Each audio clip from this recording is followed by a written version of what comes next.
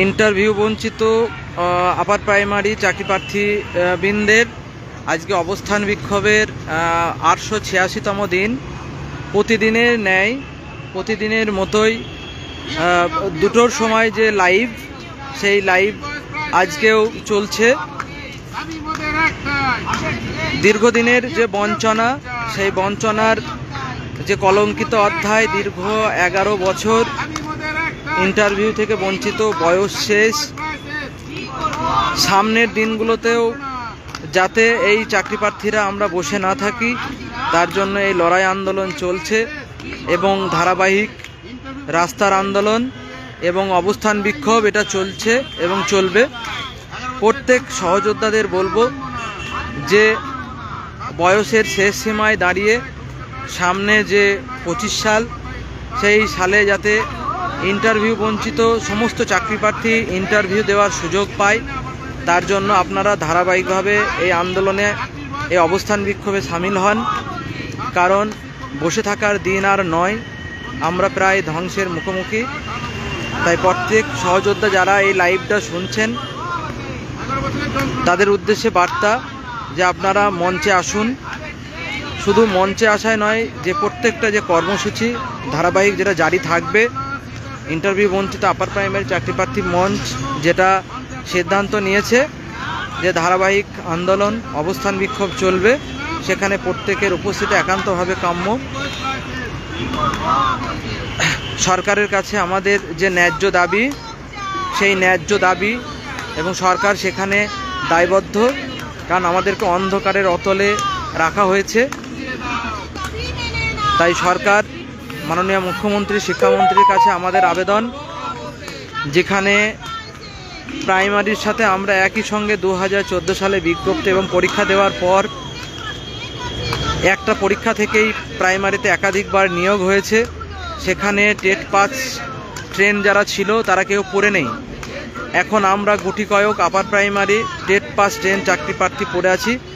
তাদের সকলকে ইন্টারভিউ নিয়ে যাতে এই জীবন যন্ত্রণা থেকে আর কয়েকটা দিন অন্তত হাসি মুখে তারা তাদের স্বপ্ন, শিক্ষকতার আজন্মলালিত যে স্বপ্ন, সেটা পূরণ করতে পারে, তার জন্য এই আমাদের বার্তা থাকবে মাননীয় মুখ্যমন্ত্রী এবং শিক্ষামন্ত্রীর কাছে, যে আমাদের অবিলম্বে যত টেট পাস ট্রেন আমরা পড়ে আছি তাদের ইন্টারভিউ নিয়ে একটা নিয়োগের দ্রুত ব্যবস্থা আমাদের করা হোক।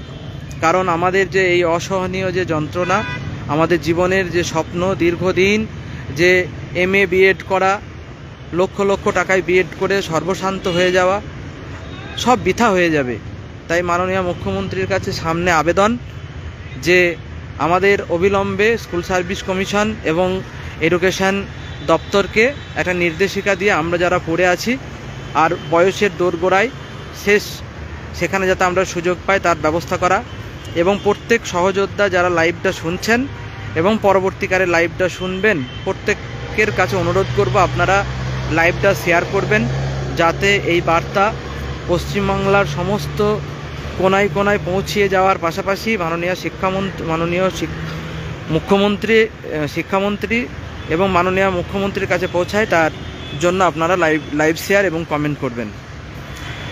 এবার আমরা এই জায়গায় দাঁড়িয়ে আমাদের সহযোদ্ধা যাদের বয়স প্রায় শেষ, তাদের যে বক্তব্য, তাদের যে দাবি, সেই দাবি কিছুজনের মুখ থেকে শুনে নেব। আর সবাইকে বারবার অনুরোধ করব যে লাইভটা আপনারা শেয়ার করবেন, যাতে এটা রাজ্য স্তরে সর্বোচ্চ জায়গায় পৌঁছিয়ে যায়। দাদা, আপনি এসছেন অনেক দূর থেকে, ইন্টারভিউ বঞ্চিত আপনি আপার প্রাইমারি চাকরি প্রার্থী, বয়স প্রায় শেষ হয়ে গেছে। আপনার পরিবার পরিজন কিভাবে দিন কাটায়, আপনার বর্তমান পরিস্থিতি কি, আর আপনি কি চান সেটা একটু বলবেন। আমি পূর্ব বর্ধমান থেকে এসেছি, লক্ষণ বিশ্বাস। আমার এই বর্তমান পরিস্থিতিতে অবস্থা খুবই শোচনীয়। শুধু আমার নয়, আমার মতো যে সমস্ত ভাই বন্ধু দাদা দিদিরা এই আন্দোলনের সঙ্গে জড়িত বা আপার প্রাইমারিতে পাস করেছে, আজকে দীর্ঘ 11 বছর ধরে আমরা মানসিক যন্ত্রণায় ভুগছি। আজকে 11 বছর পর হয়তো একটা নিয়োগ প্রক্রিয়া চলছে, কিন্তু মানবিক দিদির কাছে আমাদের আবেদন, মাননীয় শিক্ষামন্ত্রীর কাছে আবেদন, সরকারের কাছে মানবিক দিক থেকে একটা দিক বিচার বিবেচনা করে, যেহেতু 11 বছর কোনো নিয়োগ প্রক্রিয়া হয়নি, 11 বছরের দিদির কাছে সরকারের কাছে প্রচুর সিট ফাঁকা, তাই আমার একটাই দাবি, আমাদের এই অসহ্য যন্ত্রণা থেকে পরিবারকে একটু সুস্থ স্বাভাবিক রাখার জন্য দিদির কাছে, সরকারের কাছে করজোরে নিবেদন, শিক্ষামন্ত্রীর কাছে করজোরে নিবেদন, অন্তত আর একটা ইন্টারভিউয়ের ব্যবস্থা করুক, যাতে আমরা অন্তত সমস্ত টেট পাস 10 যারা আছি তারা অন্তত আর একটা ইন্টারভিউ দিয়ে নতুন করে আমরা একটা সুযোগের আশা পেতে পারি। তাই দিদির কাছে, সরকারের কাছে, শিক্ষামন্ত্রীর কাছে করজোরে আবেদন, আমরা এই অসহ্য যন্ত্রণা থেকে মুক্তি চাই। যে কোনোভাবে হোক নতুন করে একটা সিট আপডেট করে নতুন একটা নিয়োগের ব্যবস্থা করুক, যেখানে আমরা ইন্টারভিউ দিয়ে আবার সুযোগ পেতে পারি। এটুকু আমার বক্তব্য। এবার আমরা শুনে নেব আর একজন দিদির কাছ থেকে, সেই বঞ্চিত চাকরি প্রার্থী। দিদি, আপনি তো 10 বছর বঞ্চিত, আর দীর্ঘ 2 বছর, 2.5 বছর হতে চললো এই অবস্থান বিক্ষোভ আপনি বসে আছেন। আপনার পরিবার পরিজন, আপনার মানসিক পরিস্থিতি, বাবা মা কিভাবে চলছে, আর আপনি কি চান? আমি হচ্ছে গিয়ে একজন বঞ্চিত, ইন্টারভিউ বঞ্চিত আপার প্রাইমারি ক্যান্ডিডেট। আমাদের এখানে অবস্থান মঞ্চ চলছে 886 দিন হয়ে গেল। এই আমাদের মানসিকভাবে বলতে গেলে পুরো ভেঙেই পড়েছি। রাত্রে ঘুম হয় না, ঘুমাতে পারি না, চোখ বন্ধ করলেই মনে হয় সারাটা মানে কীভাবে কেটে গেল। বাবা মা বা বাড়ির প্রত্যেকেই কষ্ট করে পড়িয়ে বিএড করিয়েছে, মাস্টার্স করিয়েছে। কোথাও আশা ছিল যে মেয়ে কিছু একটা করে বা কিছু রোজগার করবে, যেখানে সম্মানের সাথে হওয়ার কথা ছিল, সেখানে আজকে আমাকে লোকের কাছে মুখ লুকাতে হয়। লোকে রাস্তায় দেখে ফেললে আমাকে বদনামে মুখ লুকিয়ে যেতে হয় যে কিরে তোর কিছু এখনো হলো না। আমার বন্ধু বান্ধবরা বলে যে ক্লাসে ভালো পড়াশোনা করেও তোর কিছু হলো না। মানে এগুলো আমার কাছে আজকে এখন সবচেয়ে বড় লজ্জার কাজ হয়ে দাঁড়িয়েছে। নিজের ছোট মেয়ে আছে, সে পর্যন্ত আমাকে মাঝে মাঝে বলে মা তোমার চাকরিটা হলো না। এগুলো আমাদের কাছে একটা বড় অপমান। এর থেকে মনে হয় মৃত্যুও হয়তো যদি আগে আসতো তার থেকেও যেন অনেক বেশি ভালো পাওয়া যেত। তাই সরকারের কাছে একটাই আবেদন, আমাদেরকে আরেকটা ইন্টারভিউয়ের ব্যবস্থা করে দিয়ে যেন আমাদের এই যন্ত্রণা থেকে মুক্তি দেয়। আমাদের বাঁচার ইচ্ছেটুকু আর নেই। আর যদি ইন্টারভিউ নিতে না পারে তাহলে ওরকম আমাদেরকে ওনারাই মৃত্যু দিক, যে কোনো একটা দিক, হয় ইন্টারভিউ নিক নয় মৃত্যু দিক, দুটোকে যে কোনোভাবে আমাদেরকে বাঁচাতে চাইলে যেন আমাদের একটা ইন্টারভিউ দিয়ে একটা চাকরি দিয়ে সুস্থ জীবন ফিরিয়ে দিক। এইটুকু আমাদের মুখ্যমন্ত্রী মমতাময়ী মায়ের কাছে একটা এই আবেদন রইল। এরপর একটা জিনিস দেখাবো সকলের উদ্দেশ্যে। আপনারা দেখবেন এই যে গাছটা আছে, আমাদের যখন অবস্থান বিক্ষোভ শুরু হয় এই গাছটা তখন আমাদেরকে লাগানো হয়েছিল। আজকে এই গাছটা আজকে বড় হয়ে গেছে, এবং তার পাশাপাশি ইন্টারভিউ বঞ্চিত আপার প্রাইমারি চাকরি প্রার্থীর আমাদের সহযোদ্ধারা আর একটা গাছও লাগিয়েছে, সে গাছটাও আজকে বড় হয়ে গেছে। কিন্তু এই গাছগুলো আজকে জীবিত হয়ে তারা নতুন আশা আকাঙ্ক্ষায় তারা বড় হয়ে উঠছে। কিন্তু আমরা যারা এখানে 886তম দিন বসে আছি, আমাদের কিন্তু এখনও কোনো স্বপ্ন বা আশা আকাঙ্ক্ষা এখনও কিন্তু আমরা দেখতে পাচ্ছি না, বা জীবনের আলো আমরা দেখতে পাচ্ছি না। তাই আমরা আর এক সহযোদ্ধার কাছে তার বক্তব্য আমরা শুনব যে আজকে 11টা বছর পেরিয়ে গেল, প্রায় একটা যুগ, এবং বয়স যেখানে কারো 25 কারো 30 ছিল, সেখানে তার বয়স আজকে হয়ে গেছে কারো 40 42, এবং যার 25 ছিল তার বয়স প্রায় 36 37। তাহলে এরপর যদি আরও 4টি বছর একটা নিয়োগ প্রক্রিয়া চলে যায় তাহলে প্রায় শেষ। এই ব্যাপারে আপনি কি বলবেন? আমরা এই মাতঙ্গিনী হাজরা মূর্তি পাদদেশে প্রায় 886তম দিন ধরে বসে আছি অবস্থান বিক্ষোভে।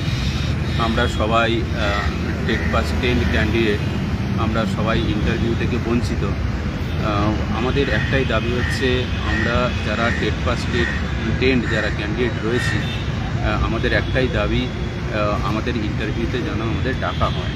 তাহলে এই ইন্টারভিউতে যাতে করে আমরা সেই সুযোগটা পাই, তার জন্যই আমাদের এই অবস্থান আর এই লড়াই।